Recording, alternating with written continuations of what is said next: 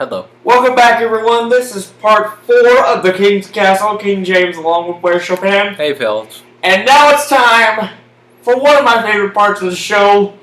It's the part where we get to talk about what is yet to come in the coming weeks in professional wrestling and in entertainment in general.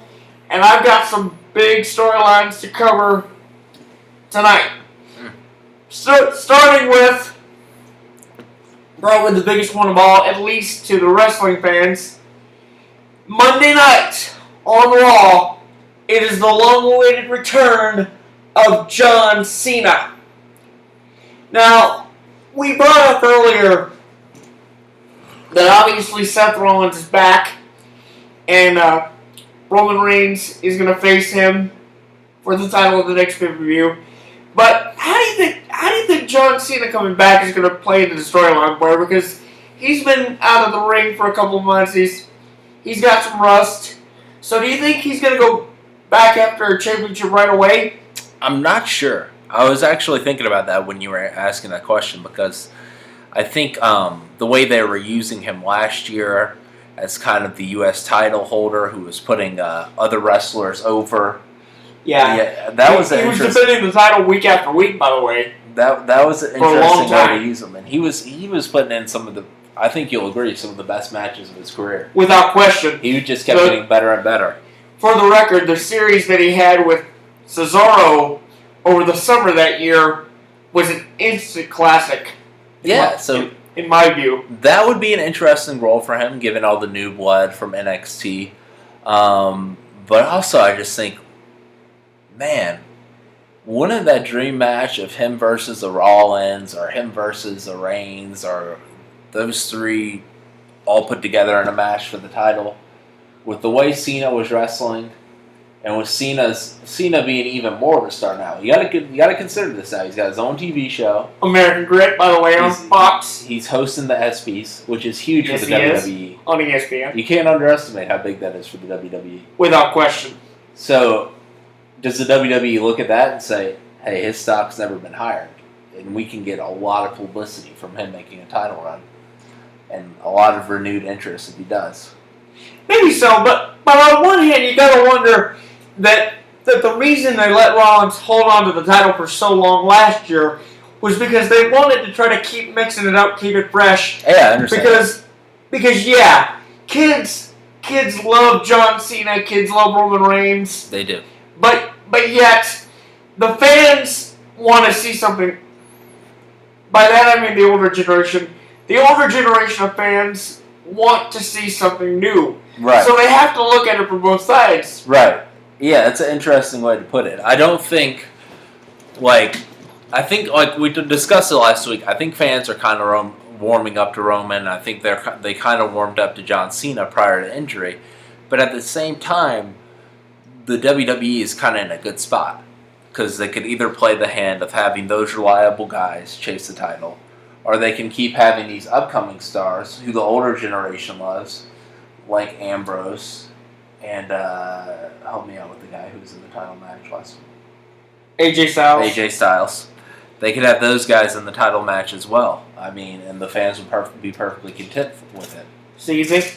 So that's the kind of way that those injuries to Cena, to Rollins, to Orton. At first I was panicking. I was like, what are they going to do with those guys out? Is this product just going to go downhill? But I think it helped them develop those other superstars and give them their chance to be those main eventers. And here's another thing you have to keep in mind. Rollins and Orton got injured right around the same time. Mm-hmm. We haven't seen Orton since November. So he's still on the shelf. Yeah. So that raises cause for concern. I mean, Orton's a star, for sure. But I think getting Cena and Rollins back was the most important. Without question. Now that they're both back. Now, huge. I love Rollins. Now, on another note, as I said before, we're not just a wrestling show, we're also an entertainment show. And I have some big news for you classic game show fans. This summer, in fact, starting June 26th, ABC is starting a Sunday night block they call Sunday Fun and Games, which includes the primetime return of Celebrity Family Feud with Steve Harvey, which I know, Blair, you're probably really excited about. But That's going to be fun. they're also bringing back two classics from the 70s and 80s with new remake versions, one of them being the $100,000 Pyramid, which will be hosted by Michael Strahan. And the legendary Match Game returns with Alec Baldwin as host. Ooh. Now, I'm not so sure. Oh, man. I'm not so sure about this, for one thing, because I don't know how much experience Alec Baldwin has unscripted, if you will. But you gotta admit, it's compelling. It's compelling, but it's either gonna be really good with Baldwin, or it's gonna be really bad.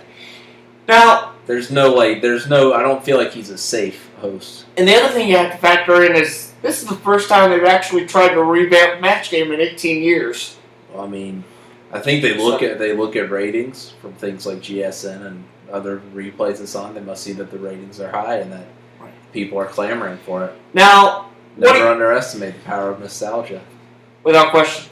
Now, the other thing is, what do you think about Strahan hosting Pyramid? Because he just left live, and we've seen countless revamped versions of Pyramid since the days when Dick Clark was hosting. We saw Pyramid 02 with Donnie Osmond. We saw Mike Richards, the executive producer of Price is Right, host a version for GSN in 2012. So, I kind of have some doubts, but in a way, I think Strahan could be a compelling host. What do you think about that?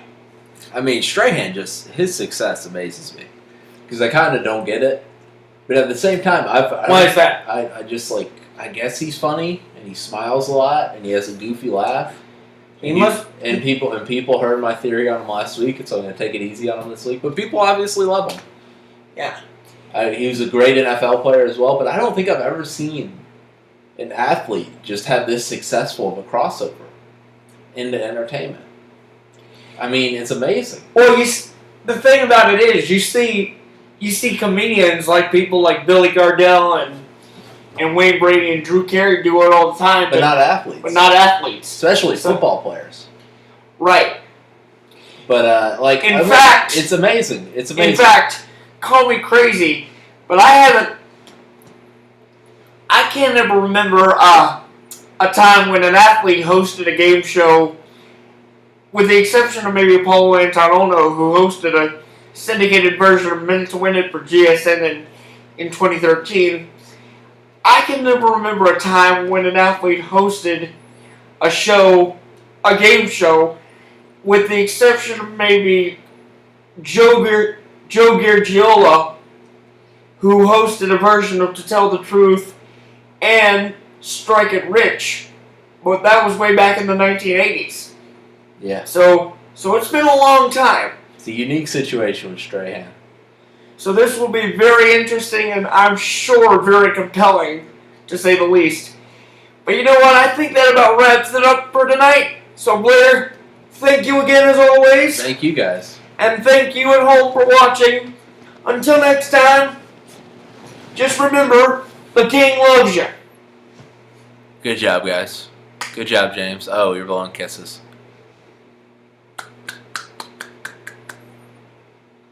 Let's sit in awkward silence. I think you'll scare people. Yeah.